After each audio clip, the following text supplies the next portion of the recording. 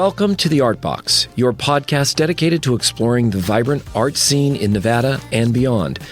Join us as we embark on a journey through galleries, theaters, studios, public lands, and streetscapes, meeting the artists, curators, archaeologists, nature lovers, and cultural influencers who shape our creative community and our world.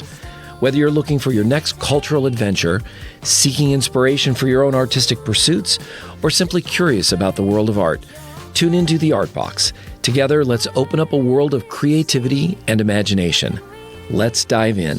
Dreams, what if the night is about you and me? So lift your head to the sky. Good morning, KC. Hey, good morning. How are you? Great. Hi, KC. So how are you today? Man, I'm doing pretty good. Feeling my age, you know. Did a little bit too much at the gym, and Your age, you're young. well, you know, time moves one direction as far as we know. We watched your podcast, the video podcast. And I watched your movie. Well, I appreciate that, Steve. Yeah, what are your thoughts? Or do you want to get into it when we get into it? Well, you know what? This is always our problem. We just start talking and we forget to announce the guest. Yeah. So So let's start by announcing our guest, Steve. yeah, so it's KC Christon. Welcome to the Art Box. My pleasure. Thank yeah. you for the invitation. We are delighted to have you. And the story is that you were going to come up here today. I was. But you had a mishap in the gym. But gravity had other plans. Oh, I'm laughing. I'm sorry. What happened? I'm seriously concerned. No. It's funny. It's funny. As somebody who's taking physical therapy right now for my knee, I'm concerned. Are you okay? Yeah, I'm okay, but it was my knee as well. Oh, it It was. was my knee as well. Yeah. Dang. Okay. KC, you want to tell us a little bit about yourself? Been in Las Vegas over 20 years. Seen the growth and expansion of the city. Recently got into the film area a couple of years ago. I'm the author of 3 children's books that are out right now. So always had a love for the arts, if you will. I'm currently in the film business. We are in the film business right now, and we're excited about some of the things that we can contribute to this industry out here. It's moving so fast, it's hard to keep up, you know. Yeah, But, I know, and that's pretty much everything these days. Things move fast. Man, especially here. So, yeah, we're excited about this project, our project. We're very curious to see the reception we'll receive on the second one. We are optimistic. We're getting some pretty good feedback from a few people who have seen it already. But yeah, that's the news coming out of here. KC, Yes, Linda. your film is called Dog City. How did you Yes. get that name? Why dog? Why not cat? You know, what's going on here with the word Dog Well, City? Well, come on, Linda. Let me just say, come on, dog. See, I recall growing up, I'm a Chicago native, and you know the older folks, it's a dog eat dog world. That was a very popular slogan. Nice to meet you, KC. I am Cameron, sitting in for Addie, the Art Box research assistant, the next few weeks while she is on holiday diving and relaxing in Palau. I thought it might be interesting to throw a little research out about the phrase dog eat dog world. The phrase dog eat dog world refers to a highly competitive, ruthless environment where people will do whatever it takes to succeed, often at the expense of others. Its origins are rooted in the broader idea of nature's brutality and survival instincts, though the exact phrase as we know it evolved over time. Here's a breakdown of its history. Ancient roots. The idea of dogs being aggressive toward each other goes back to ancient literature. The Latin phrase canis caninem non est, a dog does not eat another dog, expressed the belief that even among animals, there is some level of decency or restraint. The modern version flips that notion, implying an exceptionally harsh or cutthroat environment, as if even dogs, who are typically loyal and cooperative in packs, turn on one another in extreme circumstances. Modern usage. The specific phrase dog-eat-dog world likely emerged in English during the 18th or 19th centuries to describe competitive and brutal conditions in the social or economic world. It became widely recognized in the 20th century, particularly in the context of capitalism, business competition, or societal struggles, portraying an image of a world where everyone is out for themselves.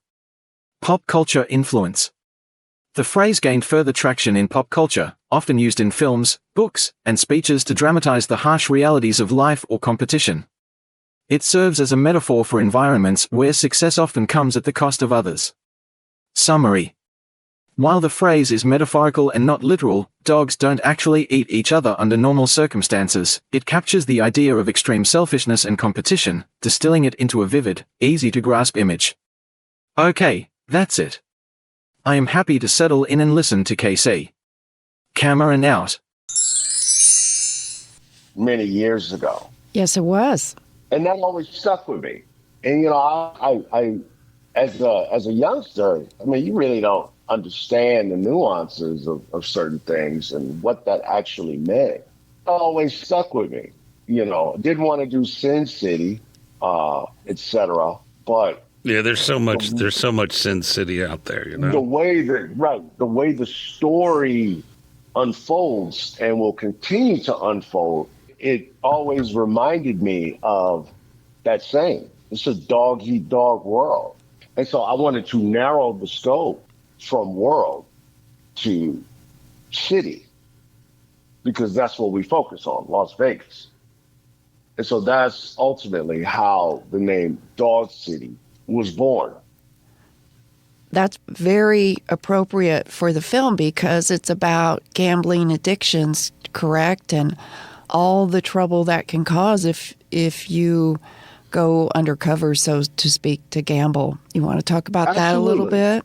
Absolutely. Before the film came to be, I did a little bit of acting. I've been in a few crime dramas locally here. And that's one thing that I noticed. I said, people really aren't doing anything about gambling. It's always about drugs, gangbanging, sex workers, and the characters that are involved in that. And it just dawned on me that nobody is doing anything about gambling from a non-legal standpoint. And that's ultimately how the project began to evolve. We wanted to focus more so on, like I said, the non-legal way.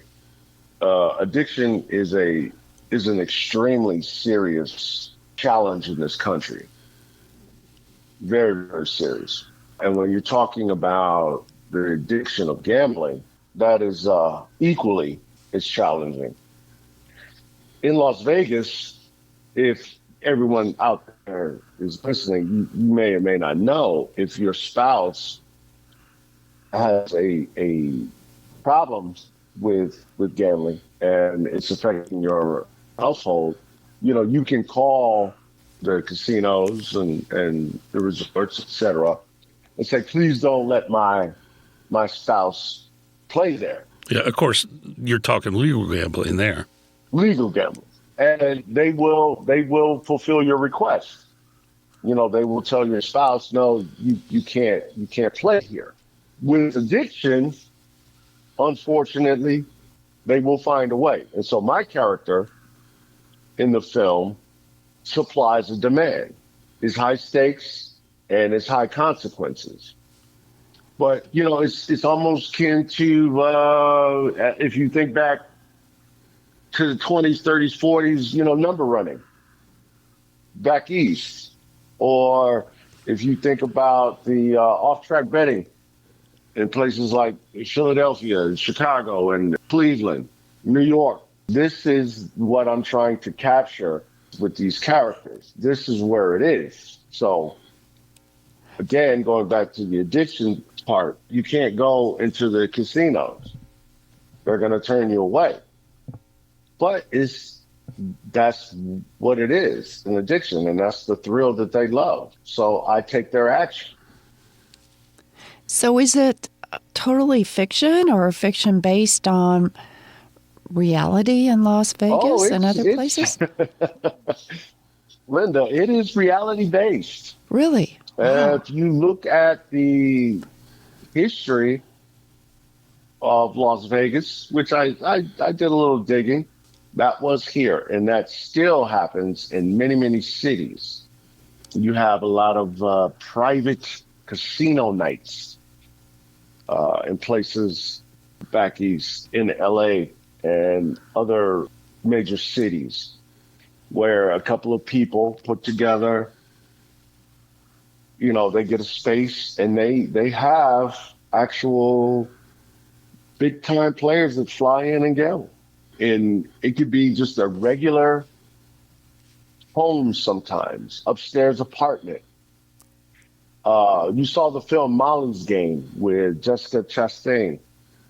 Those places are real. And it's more widespread than a lot of people think. Is gambling addiction an equal opportunity weakness? In other words, does it affect females as much as the males? And I can see a whole another offshoot of this going into sex trafficking and all of that. With my small knowledge of addiction is just that. People are addicted to food. It could be shopping. It could be pornography. It could be alcohol. It could be gambling. It could be drugs. It could be sex. It could be work. It just really depends on what actually pricks your button, or what really pushes your buttons. And yes, it is an equal opportunity addiction. It doesn't matter who you are, what you are, where you are. So, I think most of us just think of addiction. They think of males. Yes. Maybe drugs for females, but just males. Right, because the main character in Dog City Chapter 1, that's a female. It's a woman. Oh, wow. And she's the one that gets the ball rolling, so to speak, for the storyline in the picture. Yeah, so, KC, your characters, there's very definitely some flawed characters. I'm not sure that they think they're flawed, although I think one knows he's flawed. Are they based on anyone you know, or is this you got these characters out of research? Yes. Not anyone whose name I want to say. But I'm not trying to not trying to get you in trouble here, man. No. But growing up in the city, I saw people like this. They were not hard to find, and you know who they were. So when I was writing this, my co-writer for Chapter 1, my man Chris, I was telling him, hey man, back in Chicago, you knew who these players were. You knew who the players were. And you knew who their guys were.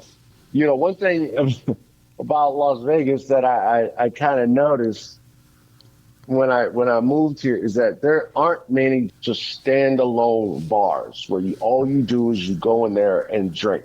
No food, no nothing. It's just a bar, alcohol.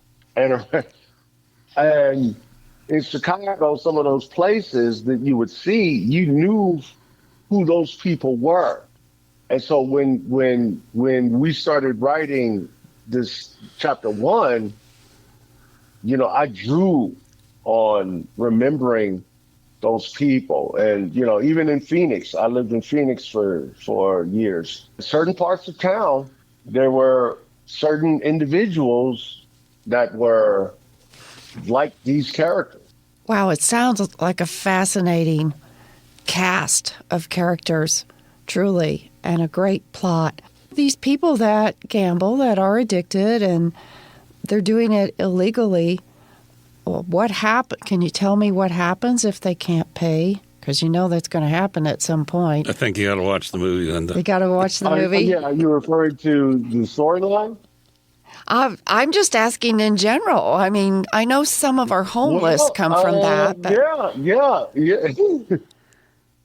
Oftentimes, you're homeless if you're lucky. Consequences can be severe. They can be severe. And that's unfortunately the truth. When we shot Dog City, I wanted this to seem like you're in the room with these folks. And I also didn't really want it to be, and I say this in quotation marks, Hollywood, because the characters look like people next door. This could happen in any neighborhood. You could be living next to these folks and you don't even know who they were. They're not really flashy with fancy, overly, over the top, just a line of Bentley and Rolls Royce. None of that stuff. Just regular folks, or so they appear. And that's kind of the lure to it as well, Linda. Yeah, because when these guys come and get you, they blend in well with your average folks. Oh, wow. So your part in the movie, you're kind of the bad guy, right?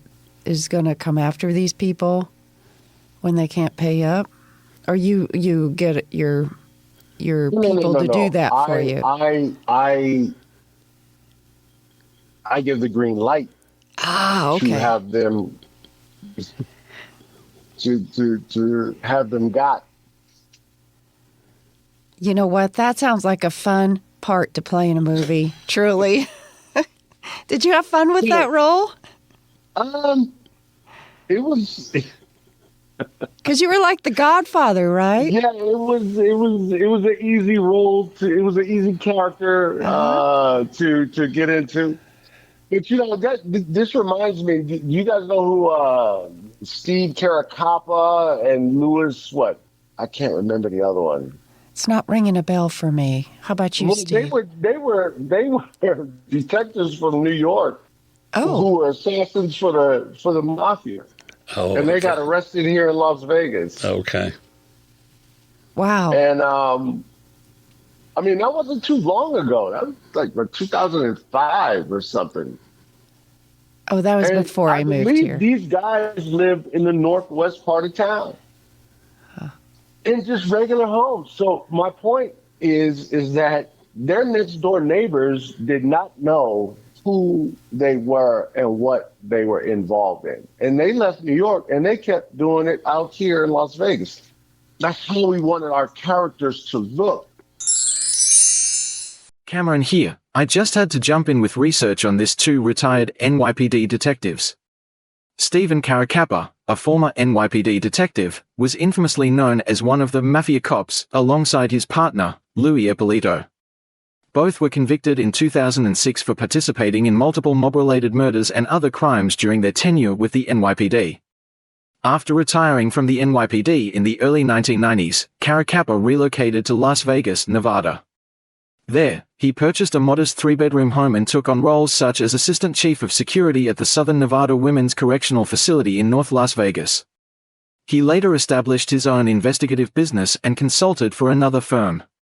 In March 2005, Caracappa and Ippolito were arrested in Las Vegas on charges including racketeering, bribery, and involvement in multiple murders linked to organized crime. Their arrest and subsequent conviction shocked both the law enforcement community and the public, given their previous positions as detectives sworn to uphold the law. Caracappa was sentenced to life imprisonment plus 80 years and fined more than $4 million. He passed away on April 8, 2017, while serving his sentence. The Mafia Cops case remains a significant example of police corruption and the infiltration of organized crime into law enforcement agencies.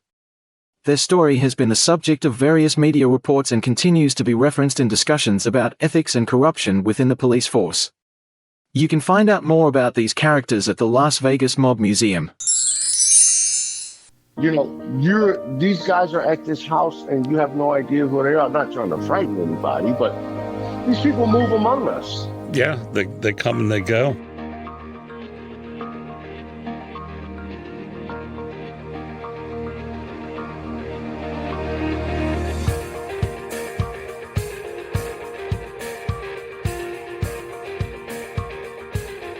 I wanted to talk a little bit more about filming, and let me ask this. So the cast and the crew, are there a bunch of friends of yours?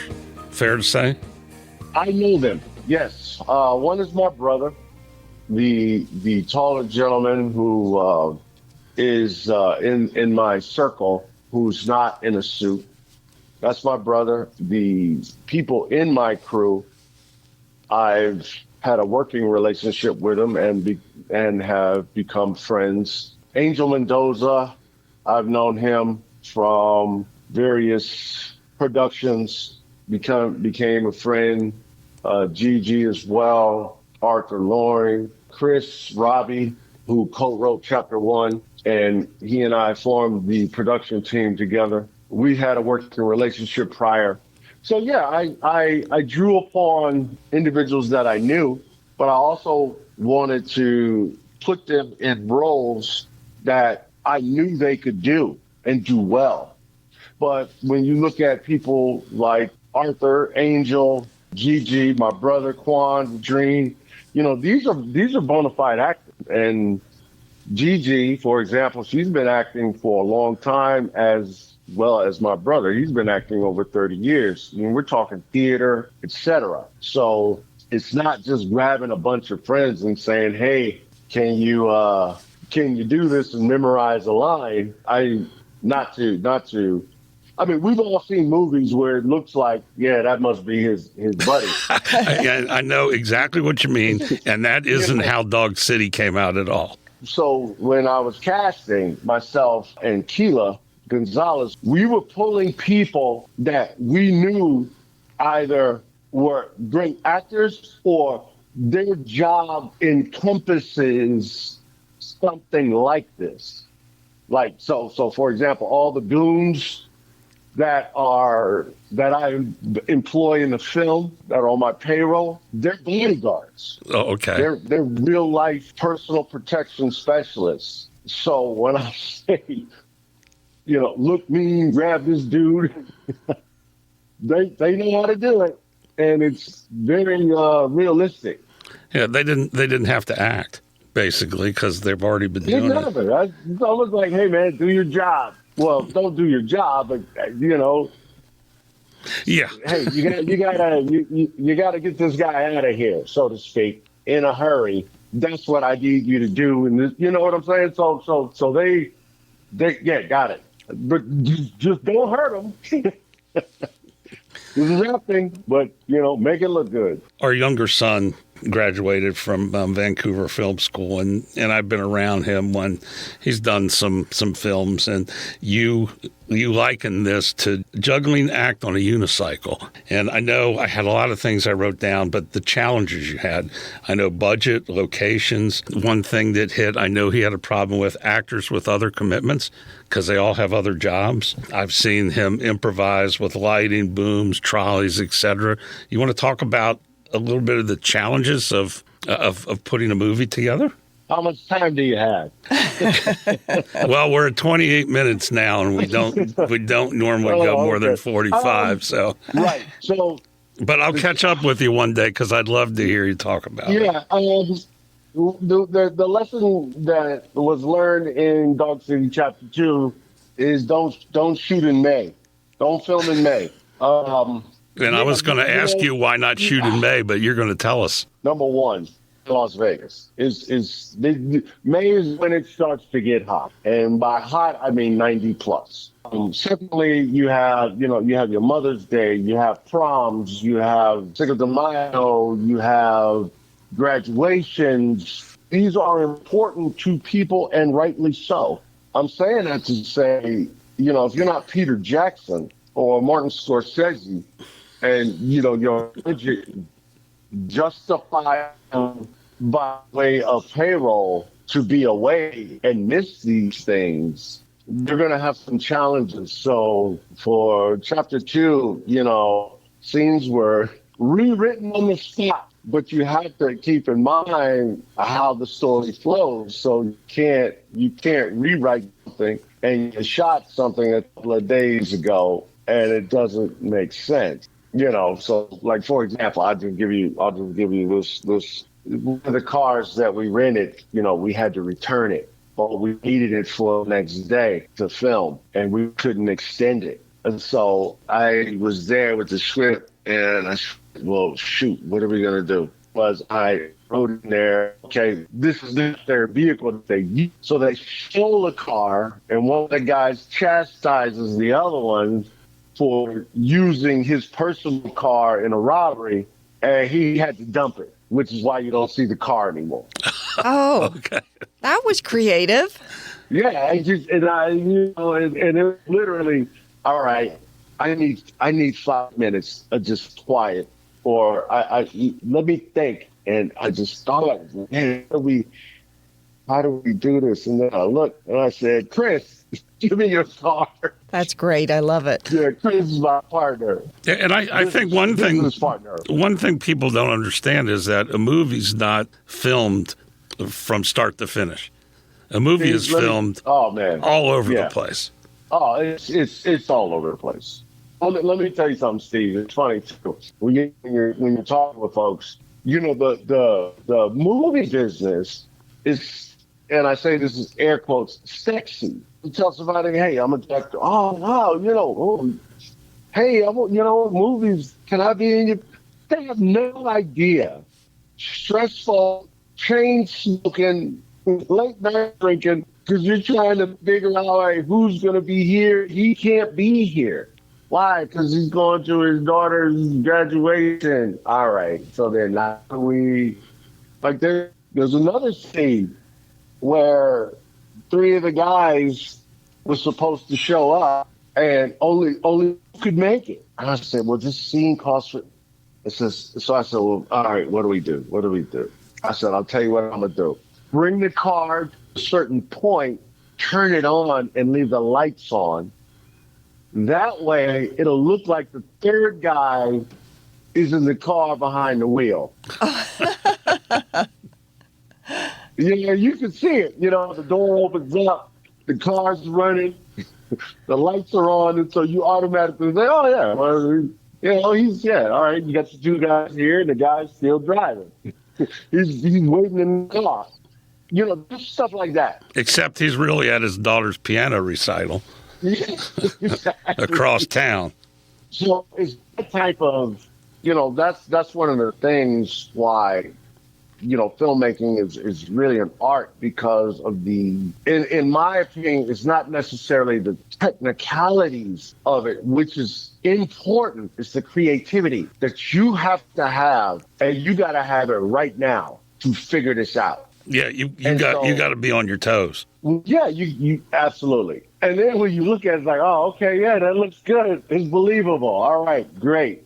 But yeah, that level of creativity that it takes, it's almost hard to articulate. It's almost like you have to do it to know what is being, to understand it. Yeah, you want to touch on locations? One of the things that we wanted to do is show Las Vegas beyond the tourism and cliche places. Oh, yeah, because I recognized all those locations. Not that I really recognized them, but I've been to places just like that. I'm like, oh, that's Vegas. Right. And in chapter 2, we went even further. We utilized some historic places like the Mint on Sahara, been around here since the 60s, the Champagne Lounge on Maryland Parkway. That's another place that's been around since the 70s. So I wanted to show love to these places. There's some new places too. Chocolate City, Cigar Lounge, big up to Johnny Yancey, who let us shoot up in there. We're downtown, we're in the art district quite a bit. I want people to see that there is a lot more to this city than the 5 miles on Las Vegas Boulevard. Did you have to go in real early before they opened or after they closed? Yeah, well, two of the places said, hey, no, you just come in and we'll just put a sign out. But I said, well, when is your low occupancy? Because I always wanted to be respectful, because I don't want to be in the bar telling people, hey, I need you to be quiet. Can't do that. And then there were times where AC units had to be turned off because, those microphones that are used, they can pick up everything. And I mean everything. A couple of places were closed, but there were other, like the Mint and Champagne Lounge, they were open. And, they put the sign out to say, hey, filming is done. If you want to come in, etc. So I was very grateful to those places. I'm hoping that they get a lot of hits. Yeah. Because when people see it, they would maybe Google. And I made sure to get the signage, so you see exactly where this is. Yeah, I in noticed Las that. Vegas. I noticed Yeah. that. And Linda and I interviewed, well, we don't do interviews, we do discussions. We had a discussion at the Blue Ox Bar. Oh, that's right. Right. Yeah, and we didn't tell anybody to be quiet. Well, when you're filming and you're trying to get the dialogue right from an audio standpoint, you're trying to make your editor's job as easy as possible. Right. It's imperative that you have the quiet that you need. But we didn't get the Because quiet that day. But had we said The anything, reality is we can't go back and do it. Once we leave the location, it's, hey, we're done. You take, 3-4 takes, see what you got. And hopefully you get what you want, and then that's it. But you're talking about a micro budget film.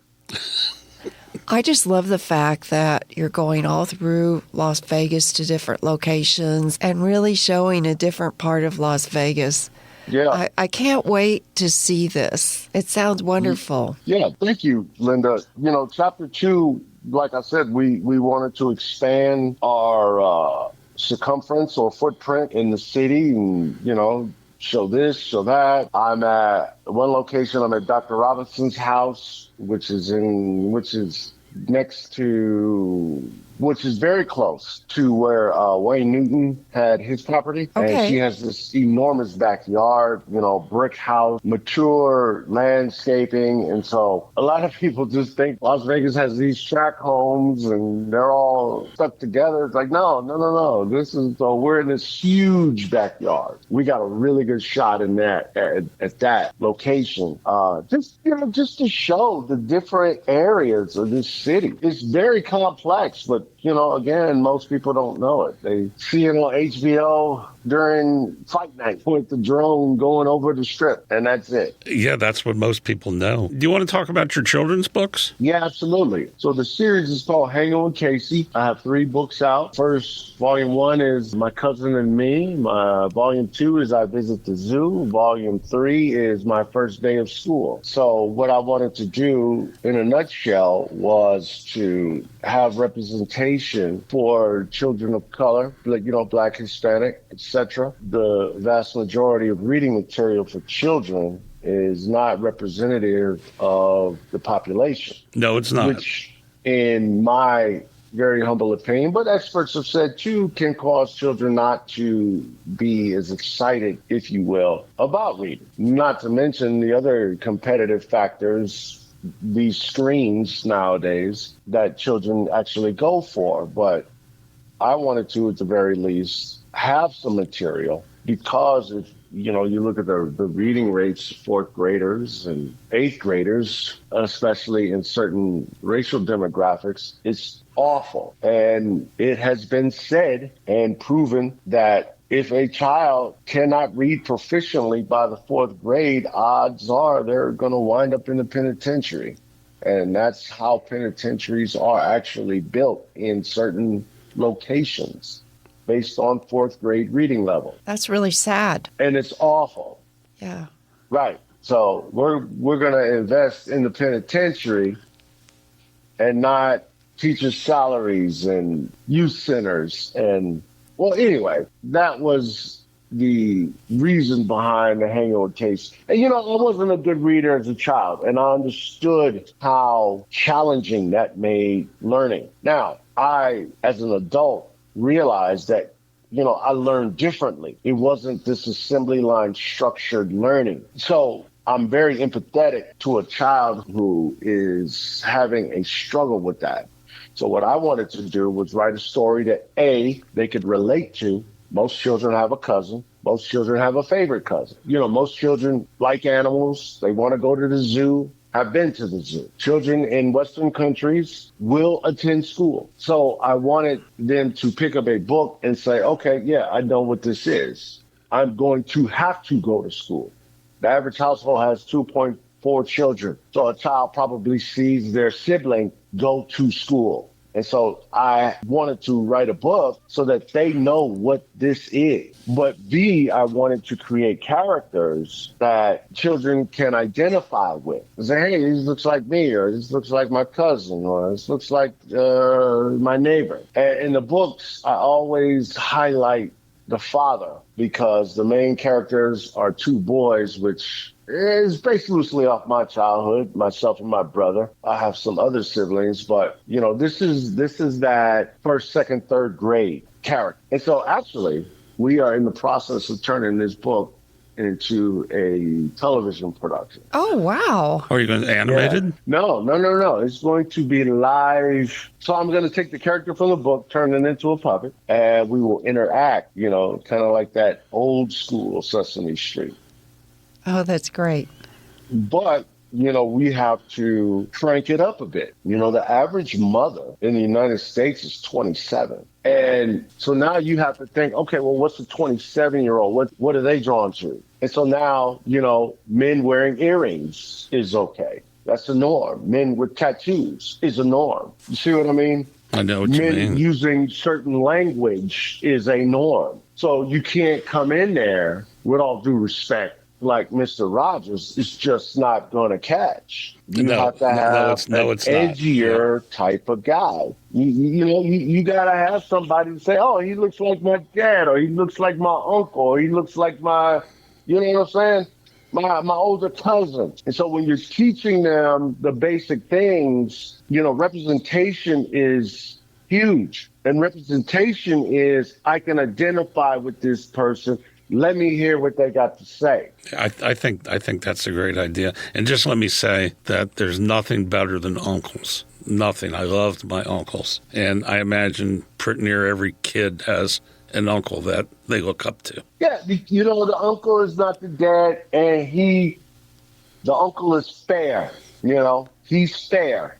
He's going to say, nah, yeah, your parents, maybe they need to loosen up a little bit. Or they're going to say, no, your parents are right. They're right. And then they're going to give you possibly a different perspective on how to look at it. So, yeah, and then, the uncle will let you slide on a few things that your parents won't. Yeah, well, my uncles would get me in trouble, so maybe that's why I loved them so much. Yeah, I have fond memories of, some of my uncles, my Uncle Mike in particular. He lived one block away from us. We lived on 92nd Street. He lived on 93rd. And my uncle had this tan Eldorado convertible Cadillac. He would grab my dad because they were real tight. They were best of friends.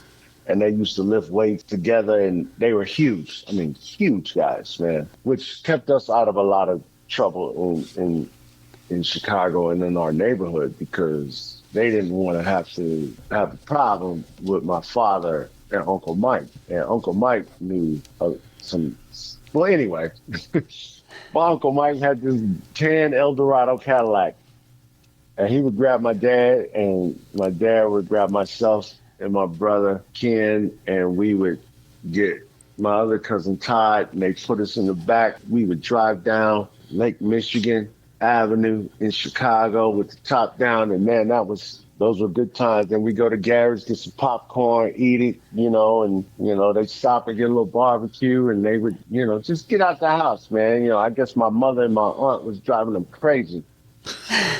They said, man, let's go for a ride.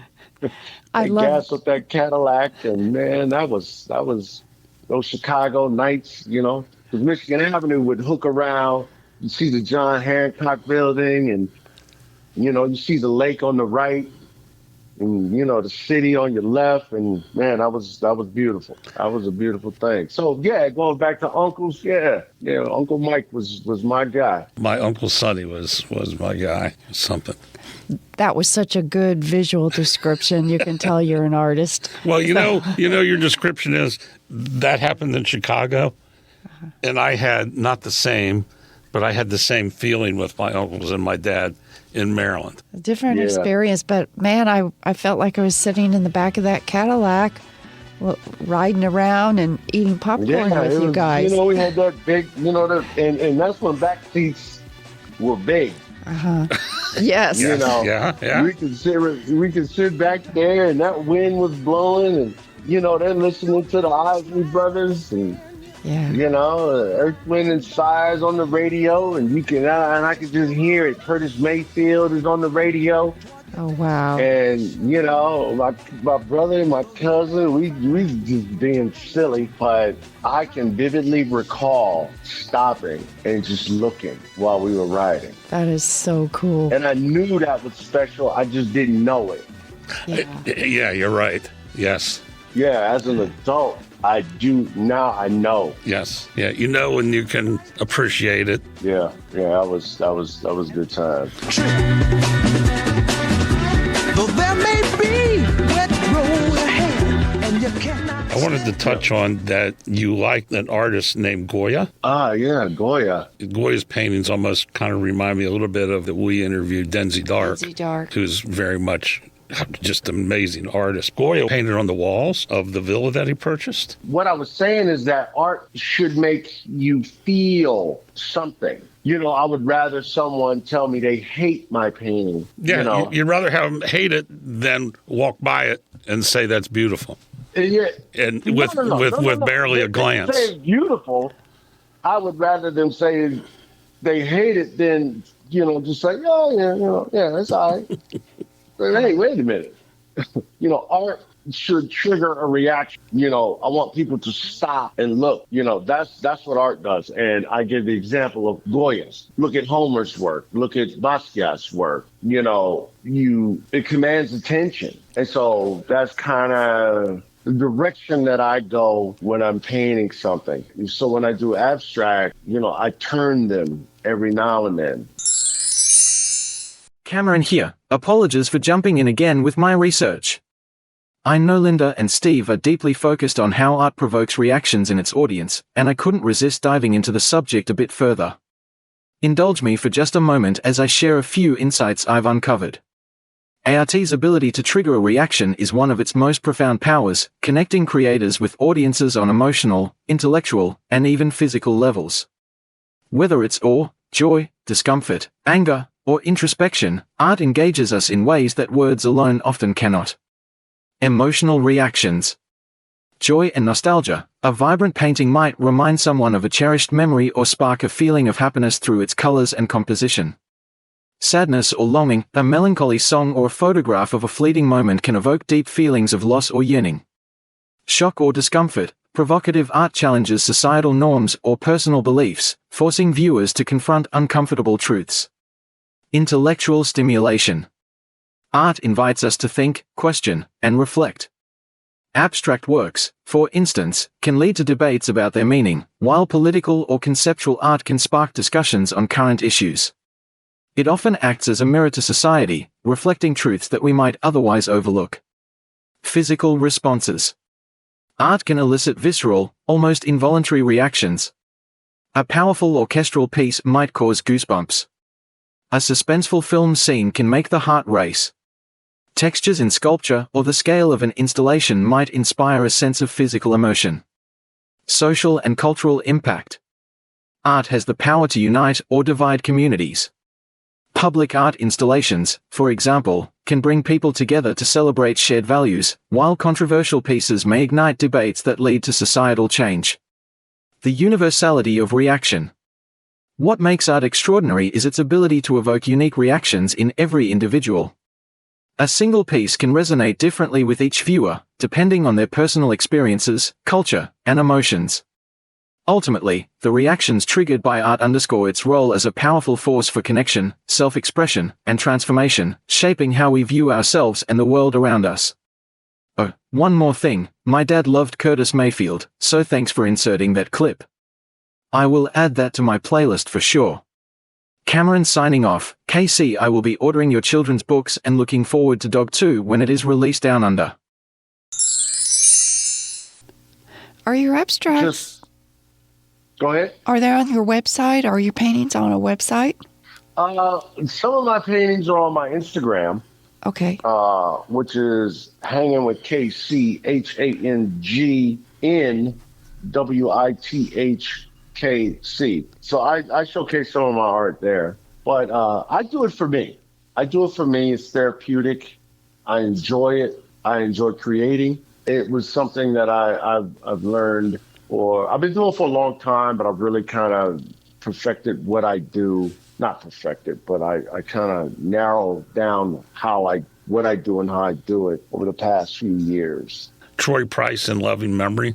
Is that something you want to talk about? Troy Price, yes, good friend of mine, great friend of mine. Consider him, he was like a cousin, died at 51. One of the healthiest SOBs I knew, got colon cancer, and in 18 months just was gone.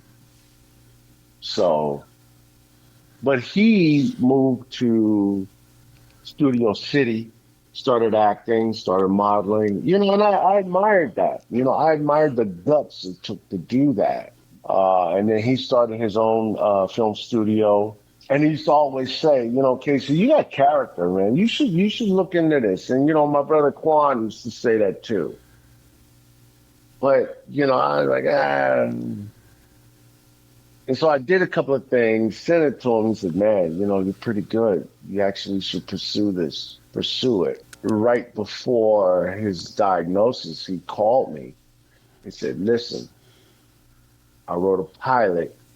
We've got some interest, but I wrote a character for you. And I still have that script. I wish I could have gotten to sign it, but I still have that script. Unfortunately, we were never able to see it through because of his very untimely death. But, sorry about that. Why, sounds like he was some inspiration. He was very inspirational. And he was a good friend. It's just one of those guys that it's really, you really got to think about something bad to say about him. You really do. He's one of those guys. It's like, man, this is a good guy. This is a really good guy. And so he passed very prematurely at 51. So, well, it's nice you could give a shout out to him there. Yeah. At the end of Dog City. Right. And, unfortunately, with Dog City Chapter 2, I had to put in loving memory of my father who passed in 23 December. So I'm just proud that I'm in a position to do that, to let these people, their families know that, hey, this person was important to me. And I'm letting the world know that this person was important.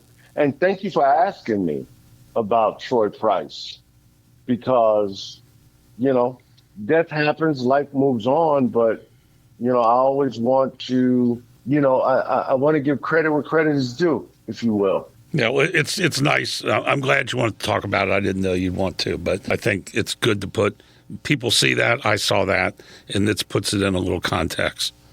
What great memorials. Yeah. Yeah, he was a excellent friend, good mentor, etc. I think we could talk forever. It's like I've known you guys forever. Well, and Linda said one thing. I've got a billion questions. I was sitting the last couple of days writing down questions, and for another time. Hey, listen, I appreciate this hour, this opportunity, your platform. Let me know when our schedules can coordinate, and I'd love to come on and, continue our conversation. Oh, that would be wonderful. Yeah, absolutely. Yeah, I'd like to come. I'd like to come on set sometime. Well, so but I've already taken notes, putting down notes for Dog City Chapter 3. If we can get some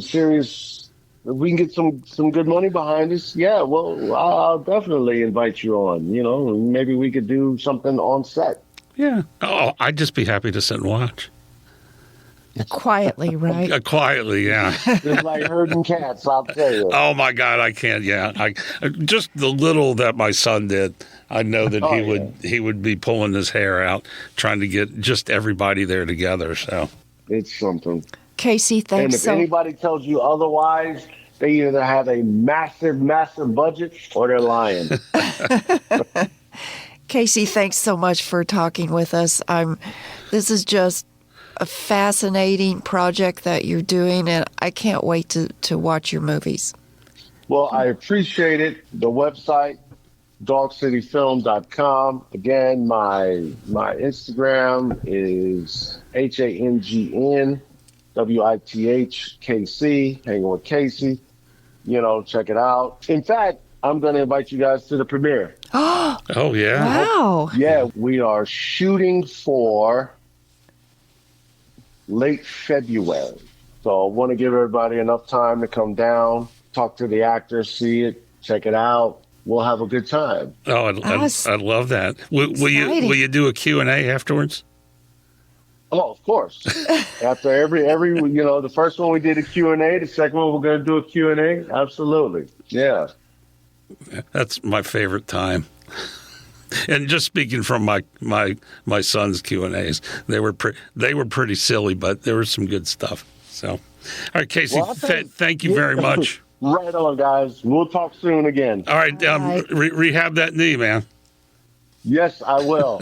And it was a pleasure. All right. Thank you. Bye-bye. Bye. Adios.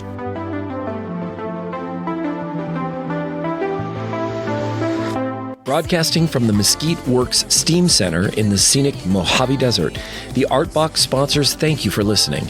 You can find us on Spotify, Samsung, iHeartRadio, Podchaser, and Amazon Music. Please subscribe so you don't miss an episode. We are on Facebook and Instagram as The Artbox. We welcome all comments. You can email us at artboxvv@gmail.com. The views and opinions expressed on this podcast are those of its hosts and guests and do not necessarily reflect those of our sponsors. Then I see the